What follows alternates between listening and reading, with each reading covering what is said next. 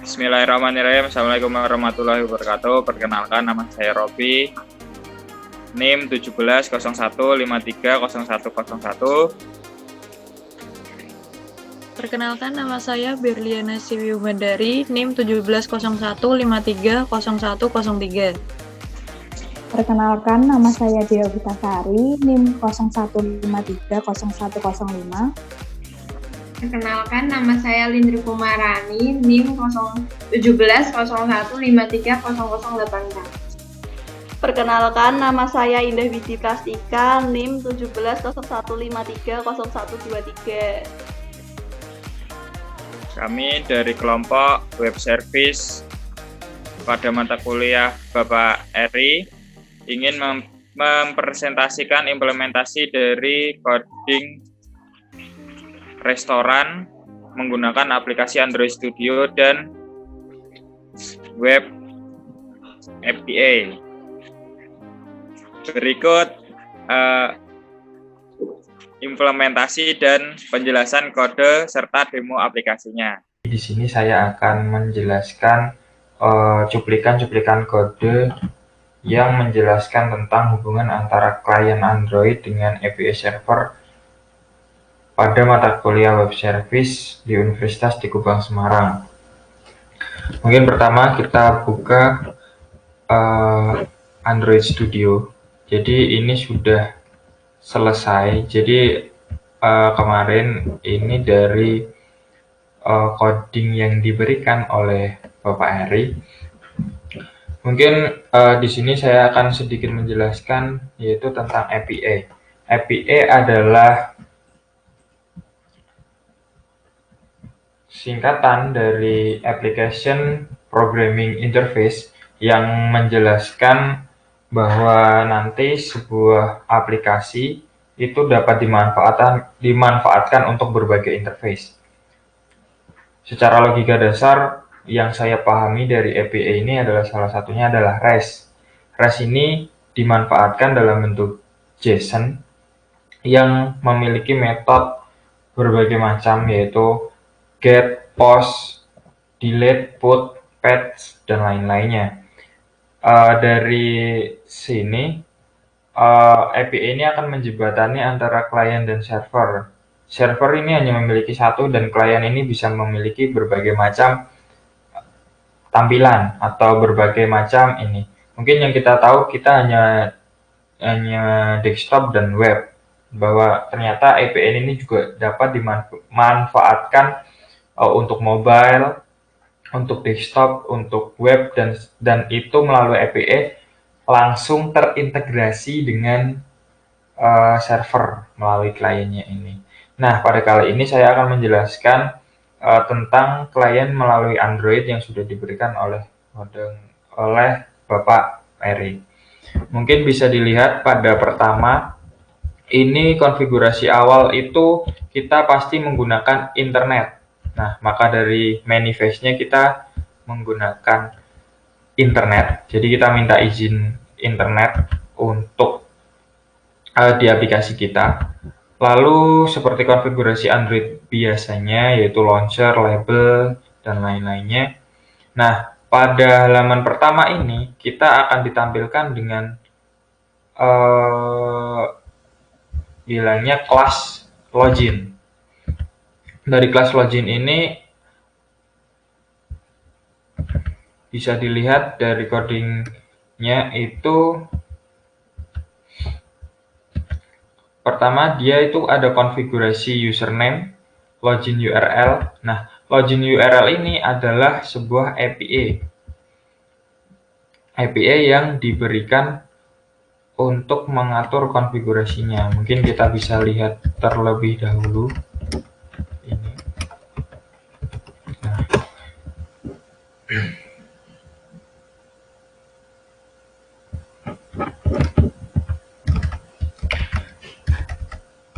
Jadi dari bagian API ini, itu kita mengakses ke file login.php. Di situ berisi tentang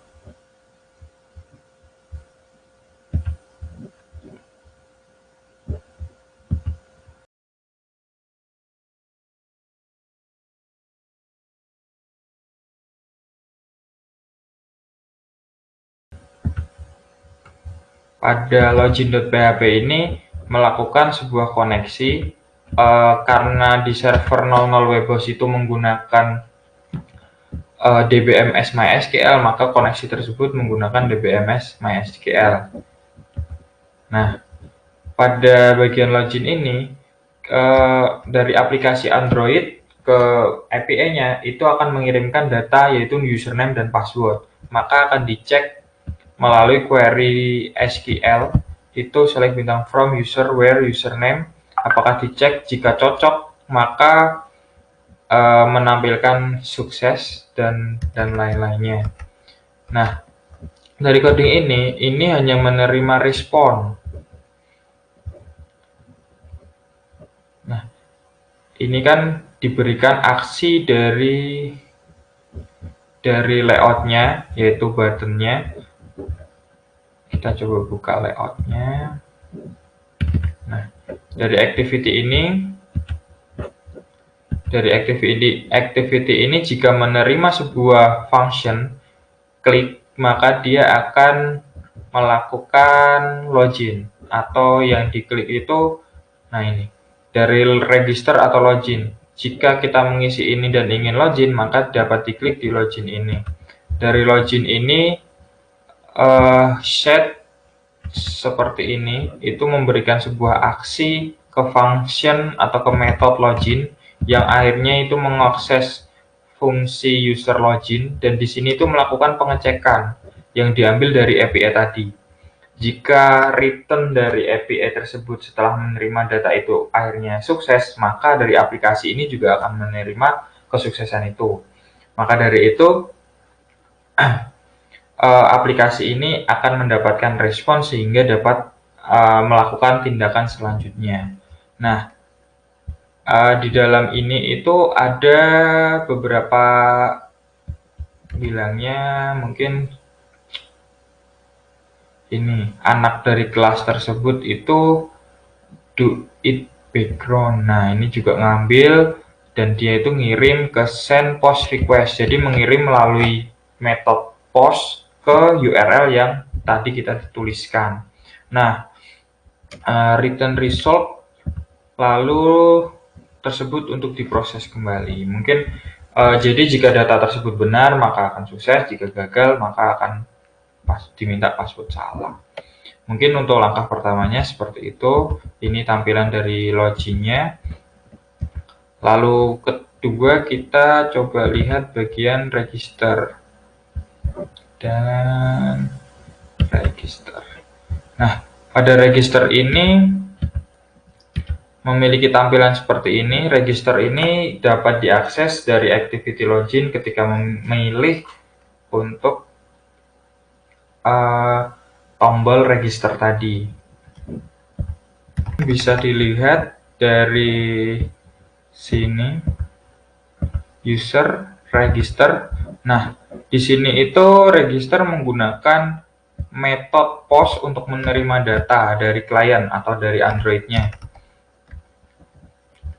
Ini adalah ke user register yang tadi file, dan ini penerimaan data dari activity ke kelasnya, set on click dan lalanya, lalu memilih ke fungsi register. Nah, fungsi register ini seperti tadi mengirimkan di do in background ini, jadi prosesnya ini tidak terlihat, itu mengirimkan data yang diambil dari inputan-inputan yang diberikan di form activity register seperti ini. Ada nama, email, username, password, jenis kelamin, alamat, dan nomor HP. Jadi dari activity ke Java itu mengatur request-nya, lalu di API, dari API itu mendapat sebuah data, lalu dikembalikan lagi dan menghasilkan sebuah result. Nanti kita akan coba demonya. Nah, untuk tampilan selanjutnya itu ada, ini akan saya jelaskan salah satu saja karena ini prosesnya hampir sama. Maka di beberapa menu ini bisa kita lihat pada menu utama. Jadi dari aplikasi ini itu sebenarnya memiliki banyak menu, yaitu kesan dan pesan, data makanan, data minuman, dan data user. Saya tidak akan menjelaskan semuanya karena sebuah prosesnya itu sama, yaitu mengirimkan dan mendapatkan respon dari API-nya. Ini bisa disebut seperti CRUD pada klien dan server pada RESTful API yang kita pelajari di mata kuliah web service ini. Bisa dilihat pada bagian, kita coba ambil sampel saja di activity makanan. Nah, di activity makanan ini memiliki kolom yang bisa dimaksimalkan, yaitu nama, asal, dan harga makanan. Dan beberapa tombol pilihan ini yang menentukan aksi nanti akan memakai metode yang mana. Yang pertama itu kembali, lihat makanan, dan tambah makanan. Jadi ketika kembali, kita akan kembali ke menu utama, lihat makanan, kita akan melihat semua data dari makanan, dan tambah makanan itu akan menambah yang kita inputkan ini ke database di API-nya yang sudah kita konfigurasikan. Kita coba buka di kelas makanan. Nah, di onGrid pertama itu pasti kita akan menampilkan activity, yaitu yang tadi kita buka, itu activity makanan. Nah, dari sini itu akan ditampilkan form. Nah, ini adalah prosesnya, jadi edit, find view by ID. Ini adalah sebuah penghubung antara activity dengan kelasnya. Dan sama tadi, jika button back, ini button back-nya kalau kita klik, ini coding yang saya tandai ini. Ini adalah tombol fungsi dari tombol kembali. Jika kembali ini diklik, akan kembali atau ke finish. Nah, kalau button view, kita akan membuka activity baru, yaitu makanan dish. Makanan, jadi menampilkan data-data makanan, atau bisa dilihat di sini. Ini. Jika kita lihat di activity makanan ini, akan menampilkan data-data makanan. Mungkin dari kita coba lihat counting dari makanannya. Kita coba akses get all makanan. Nah, ini pasti menggunakan JSON input. Kenapa kok API ini perlu distandarkan dari menjadi JSON? Karena itu nanti agar menjadi standar utamanya, yaitu yang berisi nama, makanan, nama dan nomor dan nama makanan yang akan ditampilkan. Nah, itu bisa dilihat di sini data itu. Jadi itu kalau kita itu istilahnya ada yang namanya fetch. Fetch itu mengambil data dari JSON ke ini, lalu diproses dan ditampilkan melalui Android. Seperti itu. Makanya di ini disimpan.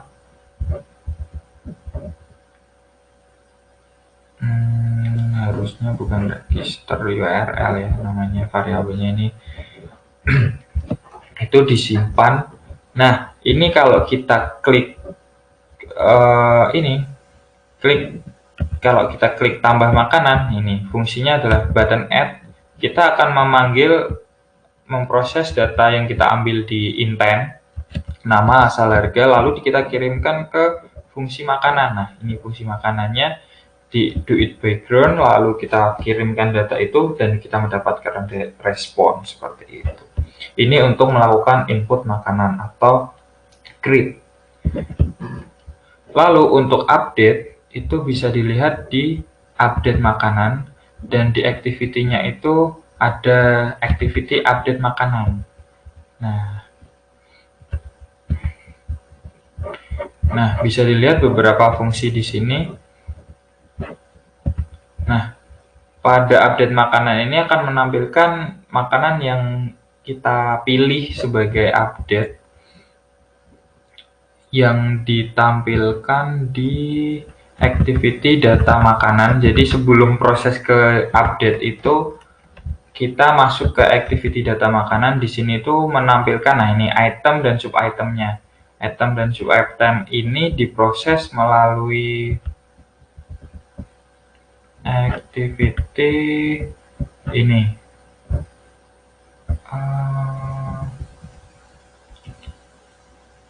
Nah, ini di get makanan ini. Jadi dari activity ini mengambil dari API fetch, nge-fetch semuanya, melakukan perulangan data hingga datanya semua data, dan jika diklik itu akan masuk ke masuk ke activity update makanan, yaitu update. Kalau ini menampilkan read, lalu ini melakukan update, proses update di formnya. Jadi akan otomatis nomor, nama, asal makanan, harga itu akan terupdate. Jadi ketika sama kembali itu akan nge-finish intent, hapus makanan akan melakukan fungsi button delete ini akan melakukan fungsi hapus makanan, dan update makanan akan melakukan proses update. Nah, bisa dilihat di sini button update itu berisi tentang pengambilan data dari yang sebelumnya itu dan melakukan proses update makanan. Nah, ini fungsi update makanan. Kita coba lihat bahwa update makanan, nah pada doin background-nya itu kita akan update di update makanan. Nah, update makanan. Pada di sini akan melakukan query update yang sesuai pada bagian tersebut. Lalu jika gagal itu akan makanan gagal diperbarui, dan jika berhasil makanan berhasil. Jadi ini adalah respon yang kita dapat. Nah, jadi sebenarnya prosesnya seperti itu. Jadi klien request, dari request itu mendapat respon. Nah, dari proses tersebut akan diproses dari server, lalu kita terima seperti itu. Nah, untuk delete makanan sama, jadi yang kita ambil itu ID-nya. ID-nya itu akan dikirim. Nah, ini kan ada no ID. ID ini adalah proses pengirimannya nanti. Yang dikirim itu data mana sih? Kita coba di delete makanan dan juga melakukan query delete pada makanan. Kurang lebih seperti itu. Jadi prosesnya hampir sama. Sepertinya ini yang bedanya adalah kenapa API ini, karena dari satu aplikasi API ini dapat dimaksimalkan untuk berbagai macam aplikasi. Seperti itu melalui proses RESTful API.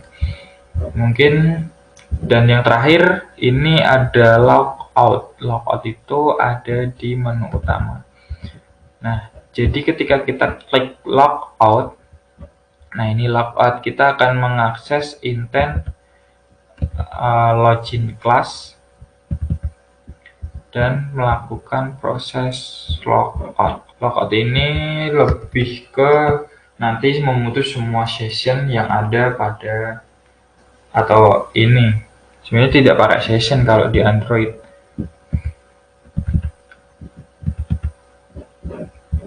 Intinya memutus semua akses atau variabel yang digunakan di. Mungkin selanjutnya akan saya coba praktekkan demo aplikasinya. Nah, ini adalah aplikasi yang sudah kita coba tadi jelaskan. Nah, ini adalah tampilan menu yang tadi. Nah, ini adalah proses dari register dan login seperti yang kita praktekkan tadi. Pertama register, kita coba mengisi data.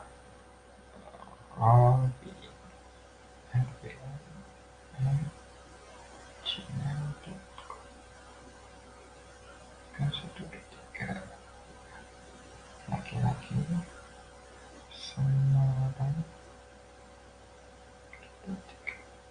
daftar. Nah, ini prosesnya. Jadi ini adalah, jadi dari tadi ini hanya proses di Android-nya, dan ketika proses ini akan melakukan proses request ke server, karena ini tergantung koneksi dan kita memakai non-null web host yang itu secara bandwidth tidak banyak. Maka dari itu ini prosesnya. Nah, ini prosesnya sudah selesai. Kita coba lanjutkan untuk login. 1, 2, 3. Sama juga ini melakukan request dan menunggu respon dari ini.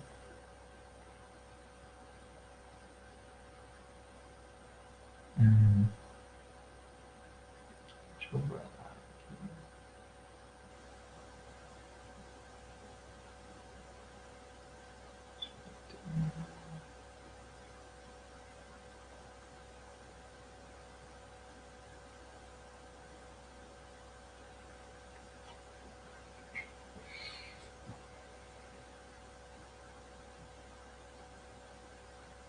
Ya, karena sekali lagi karena koneksi. Sebenarnya untuk prosesnya sama seperti activity yang tadi.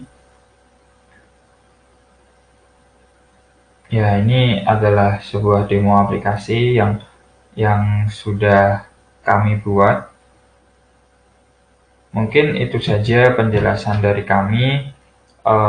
Saya ucapkan terima kasih untuk Bapak Eri sudah memberikan materi dan tugas-tugas untuk mencerdaskan kita di pandemi Corona COVID-19 ini di tengah musibah yang terjadi. Semoga kita tetap melakukan yang terbaik untuk tugas-tugas kita dan semoga di nilai UTS ini kami mendapatkan hasil yang terbaik.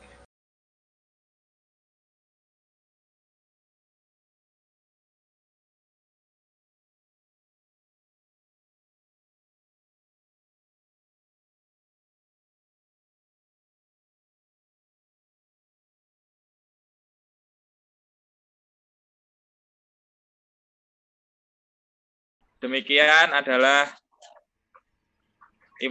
penjelasan kode dan implementasi dari coding Android Studio dengan menggunakan RESTful API.